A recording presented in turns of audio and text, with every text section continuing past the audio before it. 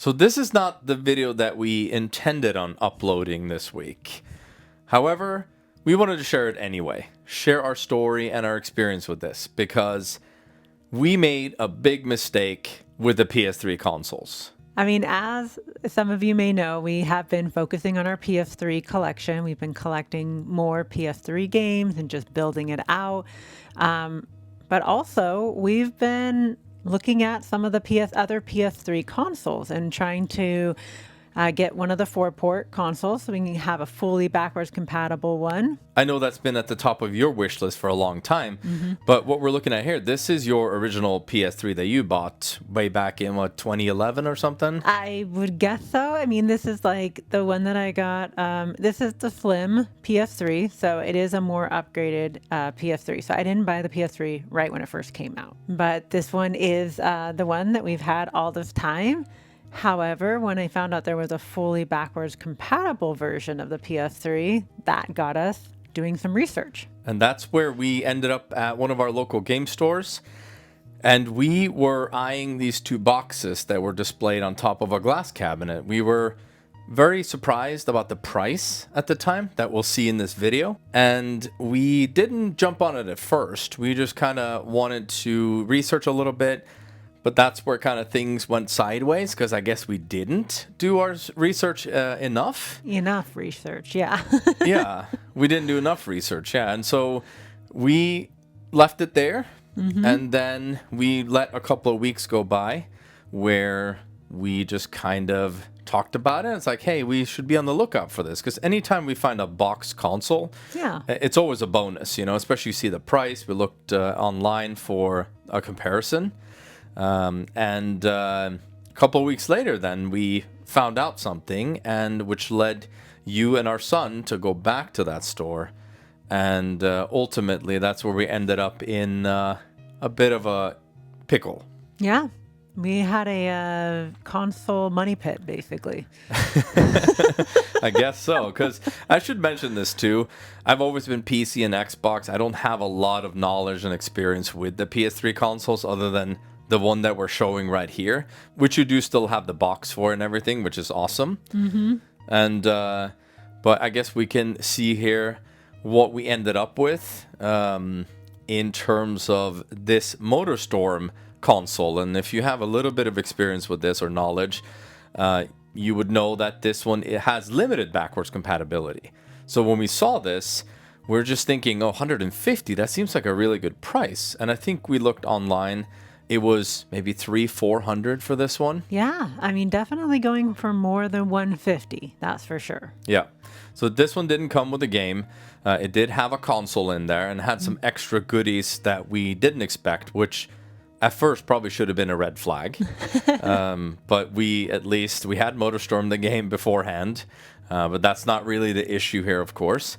But I had seen somewhere, I either saw a video or I read online that this one had backwards compatibility. It's not a 4-port, it's 2 ports on this one. Yep. Similar to the Metal Gear Solid 4, I think, is the same kind of bundle.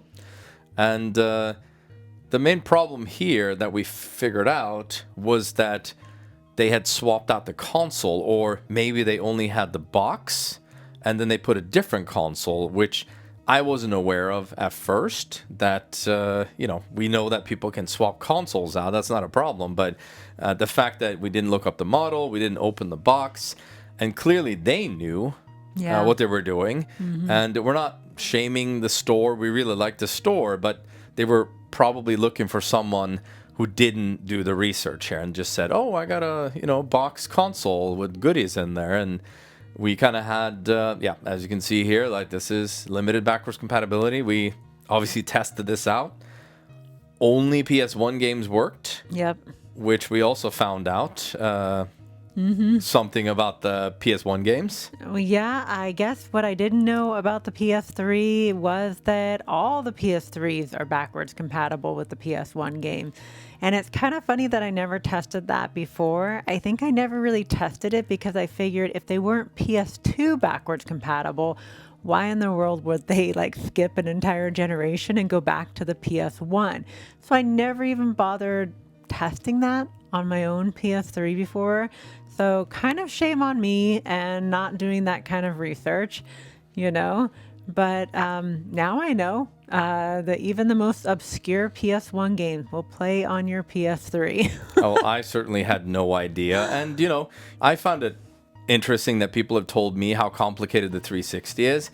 And something like this that's seemingly so standard and simple to understand clearly wasn't. I feel like this is something I should have readily have known about, even just starting out with PS3 collecting and consoles. I think that this one must have. I knew that there was like a backwards compatible PS3 that, was just like one version. But for some reason, I had never really heard that they were all backwards compatible with the PS1. And I still don't know what these consoles are that are limited backwards compatibility so they can play some PS2 games, but I don't know which PS2 games those consoles can play. No, I tried to do research on that too. I still don't have a clue, but we obviously tested out PS2 games. None of them worked, which was the first, like I said, the second red flag, I guess. Yeah. And then the third thing is obviously we tested out the PS1 games. And then the last thing we did afterwards, as soon as I was pretty much ready to export this video and upload it, I felt like something was wrong about this for some reason. Yeah. And I looked up the model and what they sold us for 150. This is like a $60 or $70 console, basically, that has no extra features, just a normal old black, shiny console. Yep. It was the wrong serial number in the MotorStorm box. Yep. So it just turned out to be, it was very exciting in the moment. And we thought we got some really great deals as well at the time, so that was even funnier, I guess. So, we thought we got one up on the game store, but it turns out they got one up on us. Yeah, I mean, here's the other items that we got with the PS3 in the MotorStorm box. Came like the Move camera and the Move controller, and we were excited about this at first. We were like, wow, we like got extras in here and everything. Which again, pretty sure the Move came out years after MotorStorm did. Yeah. So again, like I said, another red flag where they're like, hey, let's put some goodies in there and make sure that they don't question it. I mean, at least we got, a first party controller. So yeah, I mean, it's a good bundle. If you saw this on like Facebook Marketplace or anything, that this is a great bundle, without a doubt. I mean, if you have those games with it too, that's cool, but probably not. But this is, and then we don't own an older PS3. No, we just have the new slim model. So another console that we've been looking at for a while now is acquiring some of the Japanese versions of the consoles that we have. And we've been we already own, Japanese Xbox 360. We were looking at, when we were in Japan, we were looking at getting some of the other Japanese consoles like the Wii U. And I know that we did have it on our list to even look at the PS3s because they have more of the limited edition versions of the PS3s for the Japanese version. So I had that on our list that we were going to be looking at the limited edition PS3s in Japan. However, I forgot that the reason that we were looking at the limited edition versions is because they're region free. Big discovery for me doing all the 360 stuff where I'm talking about region specific consoles, games. And then we buy this too because we wanted to get one in Japan when we were there. And this is funny too because this is like a Toys R Us, which made it even more exciting to get. But it even has the model there. But yes, this obviously was a big surprise to me because it's region free. It doesn't matter, bar like two games that aren't region free. There's like 2 games apparently that don't work on the Japanese console. So that would have been amazing to know. And again, for someone who has not had any experience with these consoles before, yes, suddenly made this purchase a very desirable one to, I wouldn't say almost pointless, but clearly at this point we had to go back to the store, and that's where it kind of got a little bit awkward because we didn't actually know that per their policy they wouldn't take them back. So they immediately said, well, you can trade them back in for 50% of the value, We which just basically bought it a week ago. which basically meant that we lost money on an entire console that, in a sense, they oversold. I think the Japanese one on eBay was a little bit more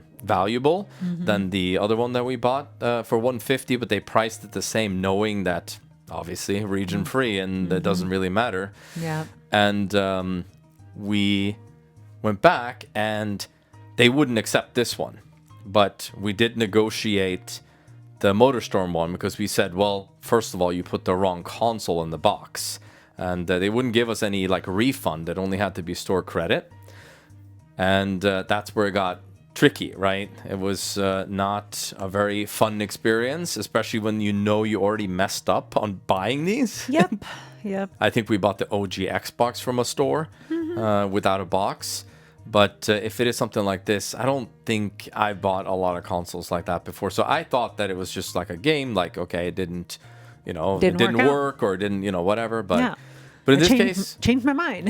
yeah, in this case, though, after them doing research, we kind of stepped aside and looked at some games and stuff. And once they spent some time, they came back to us and said, okay, we'll give you store credit for the MotorStorm one because it is not the right console, and they kind of made up a story. I'm pretty sure a game store would know what they were doing in this case, but I give them benefit of doubt. Like I said, we like this store, and for the Japanese one though, they said we'll give you store credit, but we decided to keep that one because we know that we can just use it as a regular PS3. So now we have two, but it wasn't, as we can see here, showing Near Replicant, which is a Japanese exclusive physical release that we bought over in Japan. And I think we were excited, like, hey, we can finally try this. And of course, it didn't matter. And as much as I've loved my PS3, I guess I just never even thought about region-free gaming, or if there was Japanese games I wanted to play on it. So it's just not something I ever did any research on or about. And I already said with the PS1, I just thought if it wasn't if it wasn't backwards compatible for the PS2, why would it be for the PS1? So I mean, one of those things that I guess now we know. We learned it the hard way. We're human. Yeah, we learned this definitely the hard way, which is fine because I think this is part of the process that we have on YouTube as well, because we spent a lot of time making this video, and then we're just like, oh man, we wanted to upload this. We were so excited to get these consoles, and you're showing like the... Well, I did learn at least something new when we bought these PS3s. I learned that the little PlayStation sign can be flipped either like horizontally or vertically, depending on how you want to have the console. And I thought that was cool because I think they had their console vertically. And so it was turned, and I thought, well, that's weird, So I learned something. Not just we learned about region free. You learned something new. One thing. I think we learned like a lot of things. We learned a lot of things. We learned PS1 backwards compatible, PS3 is region free, and the little PS sign can be flipped. Yeah, perfect. And we had something at the end here too, because like I said, I went game hunting on my own while they went and picked up the consoles. And so I did pick up Jak and Daxter HD collection here. So I was pretty excited about that. At least we added a game, so I was going to supplement this game to the new console. Yeah. But which, if you've seen our full game collection video, which, I still recommend that you guys check out our game shelf video for the PS3. We have been trying to collect these trilogies and all these HD collection that they released on PS3. A lot of these obviously are exclusive to PlayStation, and some of the other ones that were released didn't come out on Xbox 360. So it's been kind of a mission of ours. But at least one good thing. Yeah. So we wanted to keep this in here as well. And here's one last look at our consoles. Yeah. We had 3 at one point. Well, thanks for watching this one. I know this was kind of an unusual video that we decided to just make anyway, because we also make mistakes, right? Like we try to, we're still new to this YouTube stuff too, and clearly new to a lot of the game collecting we're still doing. Yeah, and although we have a very large collection, it's hard to be fully versed in all of the consoles. So, hey, if we didn't know, maybe we can help someone else out there, and maybe now one of you guys know. Yeah, if you spent most of your 7th gen on Xbox 360, who knows, you might have experienced the same thing. So if you want to collect PS3s, now you know. Yeah. All right. We'll catch you all next time. Bye.